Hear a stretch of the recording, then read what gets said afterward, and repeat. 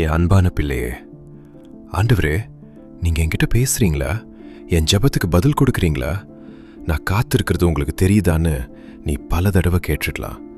ஆனா பிள்ளையே, நான் அமைதியா இல்லை. நான் உன்னோட பேசிக்கிட்டு தான் இருக்கிறேன். நீ எதிர்பார்க்குற மாதிரி இல்லை, ஆனா பல வழிகளில் நான் உனக்கு பதில் கொடுத்துக்கிட்டே இருக்கிறேன். அதனால்தான் இன்று இந்த 8 அடையாளங்களை ஒன்றாவது உன் வாழ்க்கையில் நடந்திருந்தா நான் ஏற்கனவே உன் ஜெபத்துக்கு பதில் கொடுக்க ஆரம்பிச்சிட்டேன் என்பதை புரிஞ்சுக்கோ பிள்ளையே.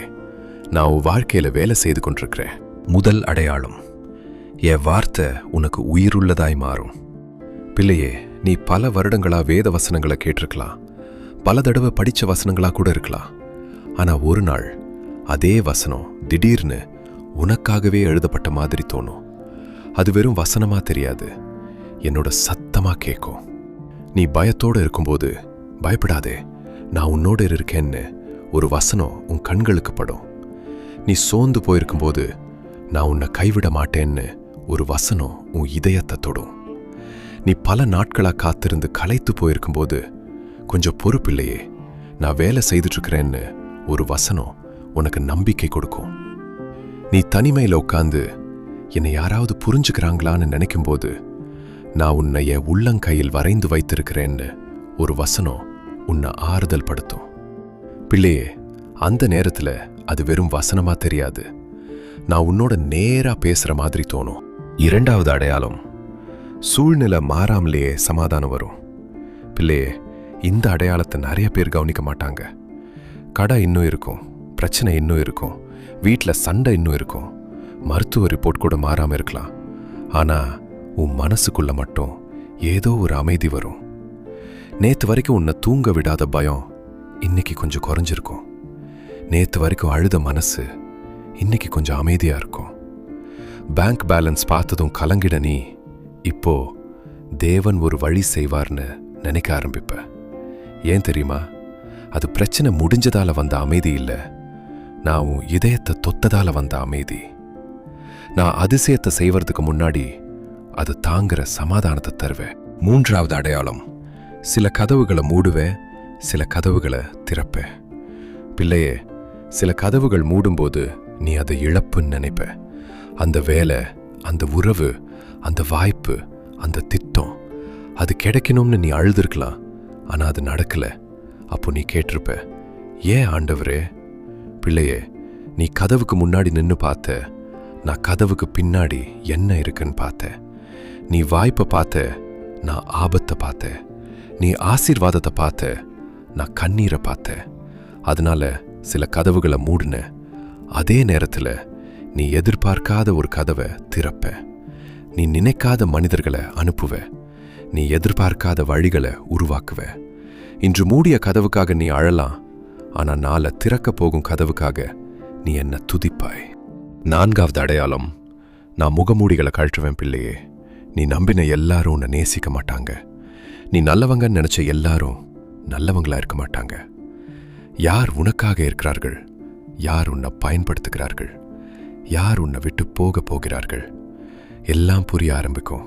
சில நேரங்களில் உன்னுடைய தவறுகளையும் நான் காட்டுவேன். நீ தவறான பாதையில் போயிட்டுருக்கியா, தவறான முடிவை எடுக்க போறியா, அதை உனக்கு உணர்த்துவேன். உன்னை அவமானப்படுத்த இல்லை பிள்ளையே, உன்னை காப்பாற்ற நான் முகமூடிகளை கழற்றுவேன். ஐந்தாவது அடையாளம், தவறு செய்யும்போது உன்னால் நிம்மதியாக இருக்க முடியாது. பிள்ளையே, நான் உன் வாழ்க்கையில் வேலை செய்ய ஆரம்பித்தா தவறு செய்யும்போது உன்னால் நிம்மதியாக இருக்க முடியாது. ஒரு பொய் சொல்ல போகும்போது உள்ளுக்குள்ள உறுத்தல் வரும். ஒரு தவறான பாதைக்கு போகும்போது மனசு அமைதியாக இருக்காது. ஒரு கோப வார்த்தையை பேச போகும்போது உள்ளுக்குள்ள போராட்டம் வரும். ஒரு பழைய தவறான பழக்கத்துக்கு திரும்ப போகும்போது உள்ளுக்குள்ள ஏதோ ஒன்று உன்னை தடுக்க முயற்சி செய்யும். அது நான் உன்னை குற்றவாளி ஆக்கல, நான் உன்னை காப்பாத்துறேன். ஆறாவது அடையாளம், உடைய வேண்டிய இடத்துல கூட நீ உடைய மாட்டாய். பிள்ளையே, எல்லாரும் தூங்கின பிறகு தனியா விழித்திருந்து அழுத இரவுகள் எனக்கு தெரியும். ஃபோன் கான்டாக்ட் லிஸ்ட்டை திறந்து பார்த்து யாருக்காவது கால் பண்ணலாமான்னு யோசிச்ச நேரங்கள் எனக்கு தெரியும். ஆனால் கடைசியில் யாருக்கும் கால் பண்ணாமல் அமைதியாக இருந்த நேரங்களும் எனக்கு தெரியும். தலையணையை நினச்ச கண்ணீரும் எனக்கு தெரியும். இனி என்னால் முடியாதுன்னு நினச்ச நாட்களும் எனக்கு தெரியும். ஆனா இன்னைக்கும் நீ நின்றுட்டுருக்க, இன்னைக்கும் நீ போராடிட்டுருக்க, இன்னைக்கும் நீ ஜெபிச்சிட்ருக்க. அது உன் பலம் மட்டும் இல்லை, நான் உன்னை தாங்கிக்கிட்டு இருக்கிற பலம். 7வது அடையாளம், உன் இதயத்தின் ஆசைகளை மாற்ற ஆரம்பிப்ப. பிள்ளையே, ஒரு காலத்தில் முக்கியமாக இருந்த சில விஷயங்க இப்போ அவ்வளோ முக்கியமாக தெரியாது. முன்னாடி பழி வாங்கணும்னு நினச்ச, இப்போ மன்னிக்கணும்னு தோணும். முன்னாடி மனிதர்களின் பாராட்டு வேணும்னு நினச்ச, இப்போ மன நிம்மதி வேணும்னு தோணும். முன்னாடி எல்லாத்தையும் விருப்பப்படி நடக்கணும்னு நினச்ச, இப்போ தேவனுடைய சித்தம் நடக்கட்டும்னு நினைக்க ஆரம்பிப்ப. ஏன்னா நான் உன் இதயத்துக்குள்ள வேலை செய்ய ஆரம்பிச்சிருக்கேன். 8வது அடையாளம், அடுத்த படி என்ன என்று தெளிவு தருவேன். பிள்ளையே, சில நேரங்களில் உன் வாழ்க்கையில் பிரச்சனை இருக்கிறதால நீ கஷ்டப்பட மாட்ட. என்ன செய்யணும் என்று தெரியாமல் இருக்கிறதால தான் கஷ்டப்படுவ.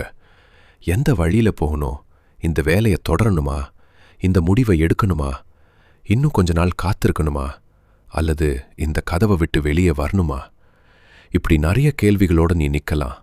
ஆனால் பிள்ளையே, நான் உனக்கு பதிலை ஒரே நாளில் தராமல் இருக்கலாம். ஆனால் சரியான நேரத்தில் அடுத்த அடியை காட்டுவேன். திடீர்னு உன் மனசில் இருந்த குழப்பம் குறையும். நேத்து வரைக்கும் தெரியாத விஷயம் இன்னைக்கு தெளிவாக புரிய ஆரம்பிக்கும். யாரை நம்பணும் என்று தெரியும், யாரை விட்டு விலகணும் என்று தெரியும், எந்த கதவை தட்டணும் என்று தெரியும், எந்த கதவை விட்டு நடந்து போகணும் என்று தெரியும். பிள்ளையே, நான் எப்போவோ உனக்கு முழு வரைபடத்தை காட்ட மாட்டேன். ஆனால் அடுத்த அடியை மட்டும் தெளிவாக காட்டுவேன். ஏன்னா நீ பார்க்காத உன் நாளைய நான் ஏற்கனவே பார்த்துட்டேன். நீ நடக்க வேண்டிய பாதையையோ நான் அறிவேன். அதனால குழப்பம் குறைஞ்சு தெளிவு வர ஆரம்பிச்சா நான் உனக்கு வழி காட்டிக்கிட்டு இருக்கேன் என்று புரிஞ்சுக்கோ பிள்ளையே. இப்போ கொஞ்சம் நின்று யோசிப்பில்லையே, இந்த 8 அடையாளங்களில் எந்த அடையாளம் உன் வாழ்க்கையில் நடந்திருக்கிறது? 1வது நடந்திருந்தா, நான் உன் ஜெபத்தை கேட்டுக்கொண்டிருக்கிறேன், நான் உன் வாழ்க்கையில் வேலை செய்து கொண்டிருக்கிறேன், நீ காணாத இடங்களில் உனக்கான பதிலை ஆயத்தம் பண்ணி கொண்டிருக்கிறேன். இந்த 8 அடையாளங்களில் எது உன் வாழ்க்கையில் நடந்திருக்கிறது என்று கமெண்ட்ல எழுதிவிட்டு போ. இன்னைக்கு இரவு தூங்குறதுக்கு முன்னாடி ஒரே ஒரு வார்த்தை மட்டும் சொல்லு, ஆண்டவரே, நான் கேட்டுக்கிட்டே இருக்கிறேன், நீங்க பேசிக்கிட்டே இருங்க. நிம்மதியாயிருப்பில்லையே, நான் உன் கூடவே இருக்கேன். ஆமென்.